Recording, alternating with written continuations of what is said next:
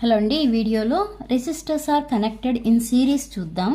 Okay, expression for equivalent resistance of resistors connected in series. Okay, ఇక్కడ నేను 3 resistors తీసుకున్నాను. ఆ 3 రెసిస్టర్స్ కూడా సిరీస్లో కనెక్ట్ అయినాయి అని చెప్తున్నాను. ఓకే, అంటే అసలు సిరీస్లో కనెక్ట్ అవ్వడం అంటే ఏంటి? When the resistors are connected end to end. For example ఈ రెసిస్టర్ R1 అని తీసుకున్నాను. రెసిస్టర్కి వచ్చి 2 ఎండ్స్ ఉంటాయి కదా, ఇదొక ఎండ్, ఇదొక ఎండ్. ఈ ఫస్ట్ రెసిస్టర్ యొక్క సెకండ్ ఎండ్ అని తీసుకెళ్ళి ఎక్కడ కనెక్ట్ చేసాము?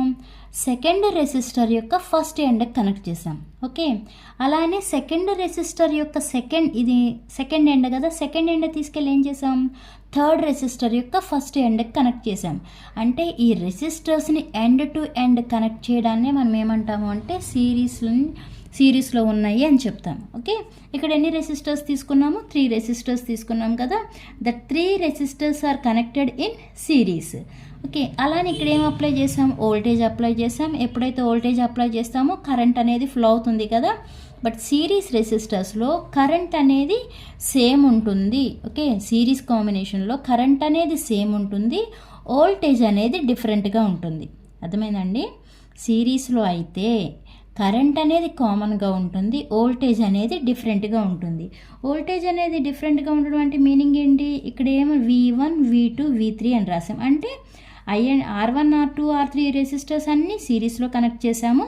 నెక్స్ట్ V1, V2, V3 అంటున్నాం. అంటే ఏంటి? ఇవన్నీ కూడా V1 అంటే voltage across the resistor R1, V2 అంటే voltage across the resistor R2, V3 అంటే voltage across the resistor R3. అలానే I అంటే ఏంటి?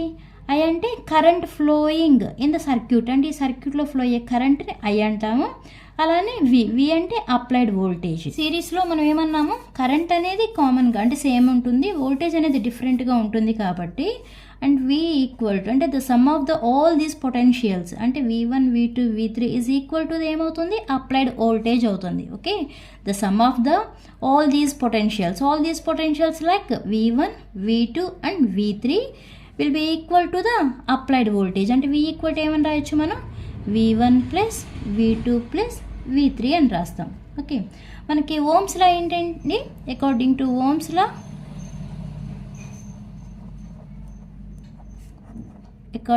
Ohm's law V equal to in formula IR కదా.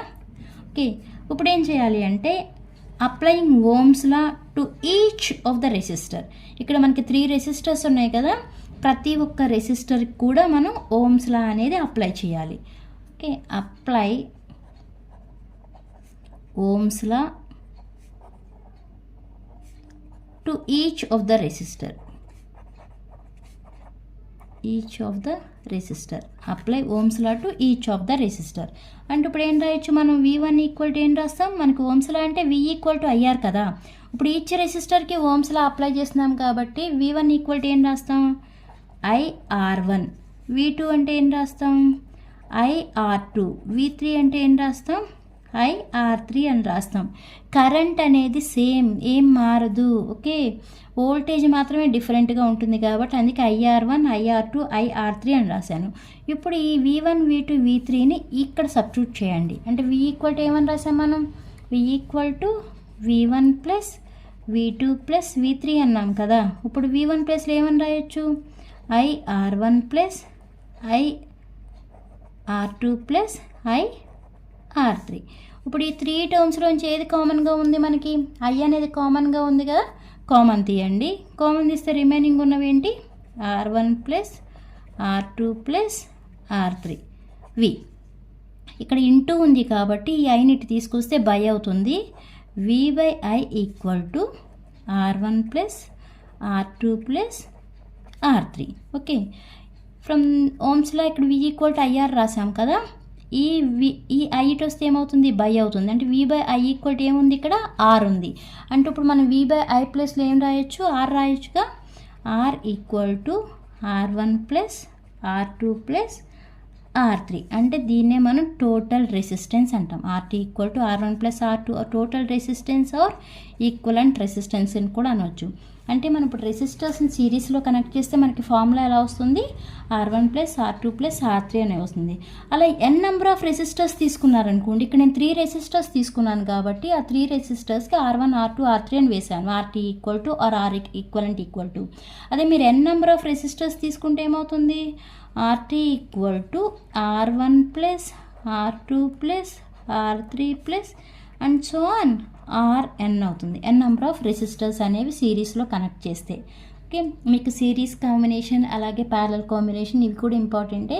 ఈ వీడియో మీకు అర్థమైతే లైక్ చేయండి, షేర్ చేయండి, అలానే సబ్స్క్రైబ్ చేయండి. Thanks for watching.